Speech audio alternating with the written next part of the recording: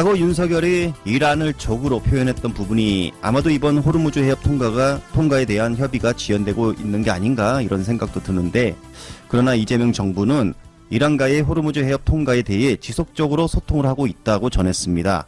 그리고 난 후 이란의 입장이 나왔는데 적대국 제외 모든 선박에 호르무즈 해협 개방하겠다라는 입장을 전했습니다. 이란이 호르무즈 해협 통항에 대한 새로운 움직임을 보이고 있습니다.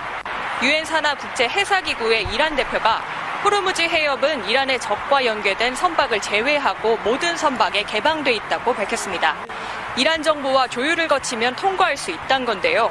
이란의 적, 다시 말해 미국과 이스라엘 또는 이란의 공격에 협조하는 나라만 아니면 어떤 나라도 해협을 지나다닐 수 있다는 건데, 문자 그대로라면 우리나라 유조선도 통행을 시켜주겠다는 뜻이 되긴 합니다. 들으신 것처럼 저랑 똑같이 해석을 하고 있었습니다. 자, 현재 이란과 한국은 수교 국가입니다. 1977년 성능로를 테헤란로로 명칭을 바꾼 만큼 당시 산업화가 가속화되는 상황 속에서 오일 쇼크를 견뎌낼 수 있게 해준 경제 공동체라는 것이죠. 이어 한국의 기술력이 이란에 들어가 또 건설붐도 이끌어냈습니다. 서로 수교하는 국가죠. 적대국이 아니기 때문에 자, 이란의 저 멘트, 포괄적 멘트 안에는 한국 선방도 개방하겠다는 말로 해석이 됩니다. 현재 외교부에서 이란과 호르무즈 해협 통과에 대해서 소통을 하고 있는 만큼 며칠 내로 좋은 소식이 들려올 것이다, 이런 소식을 전하면서, 자, 이거 실제 표정입니다. 당황한 이진숙과 주호영.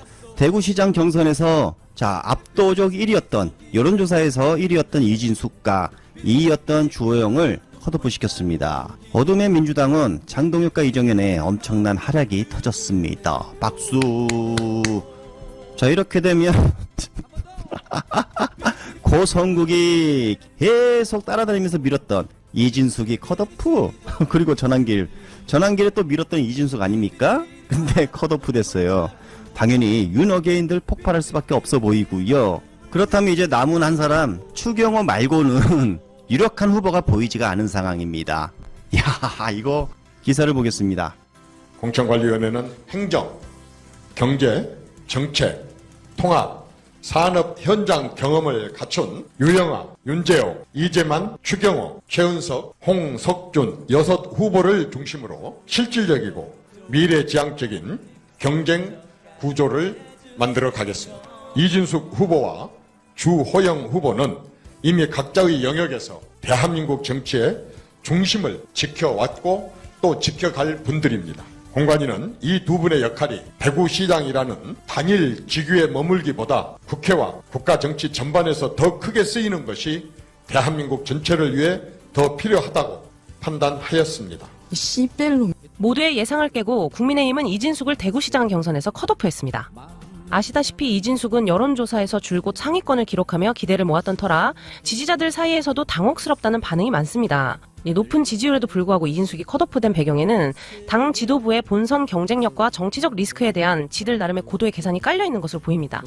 이진숙은 이것도 모르고 오늘 대구 MBC에 출연해 강한 자신감을 보여줬는데요.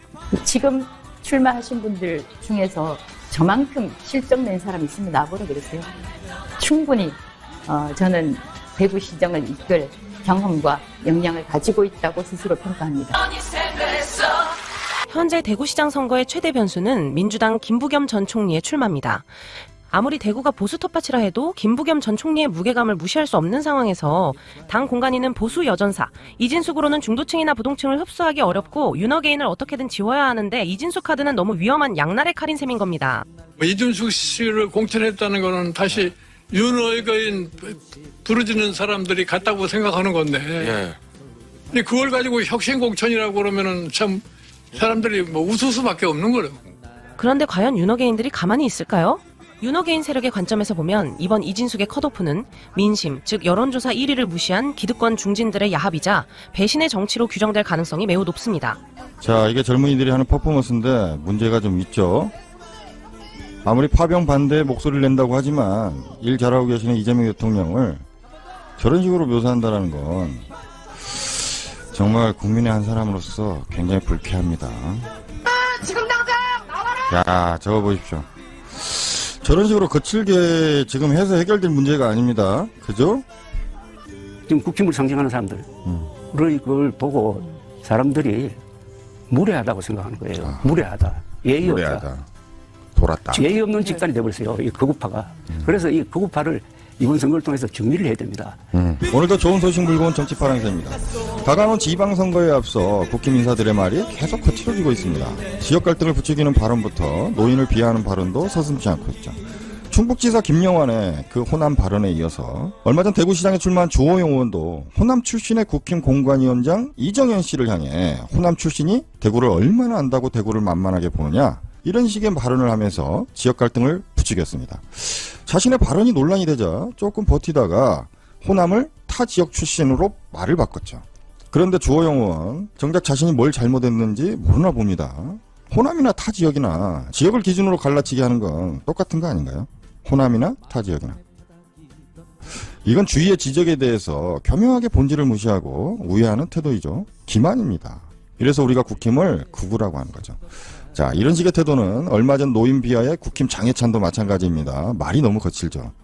보수농객 조갑재 씨가 오세훈, 이준석, 한동훈이 바람을 일으키면 보수 재건될 수 있다, 뭐 이런 개인적인 바람을 얘기하니까 과거에도 말로 논란이 많았던 국힘의 젊은 장해찬이 이 늙은이들이 제정신인가 라며 노인 비하 발언을 했습니다.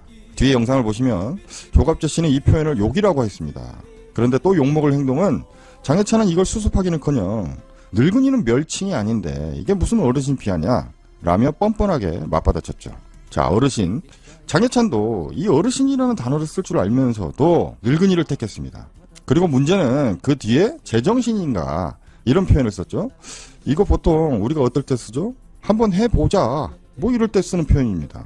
그래서 이 제정신이냐라는 이 한마디에 늙은이라는 표현이 쌍욕이 되는 겁니다. 모욕적인 표현이 되는 거죠. 자, 이제 슬슬 지방선거가 다가오니까 정말 어찌할 바를 모르는 국힘입니다. 정상적인 당의 모습이 아니죠. 그래서 보수농객 조갑재 씨는 지금의 국힘은 극우라고 합니다.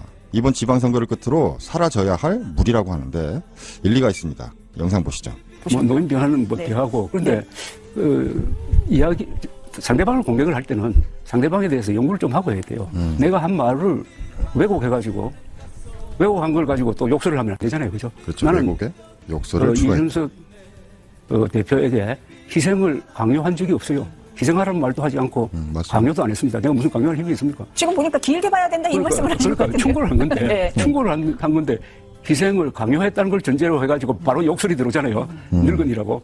본인은 뭐 그걸 욕설이 아니라고 생각하는 모양인데. 그렇죠. 그래서 그건 뭐 그 정도로 하고, 다만 이걸 통해서 볼 수 있는 것은 이 소위 극우파에 속하는 사람들이 공통점이 있어요. 이 무례합니다. 예의가 없어요. 무례함. 예의가 없는 여러 이유도 있지만은 이 무례력과 관계돼요. 어휘력.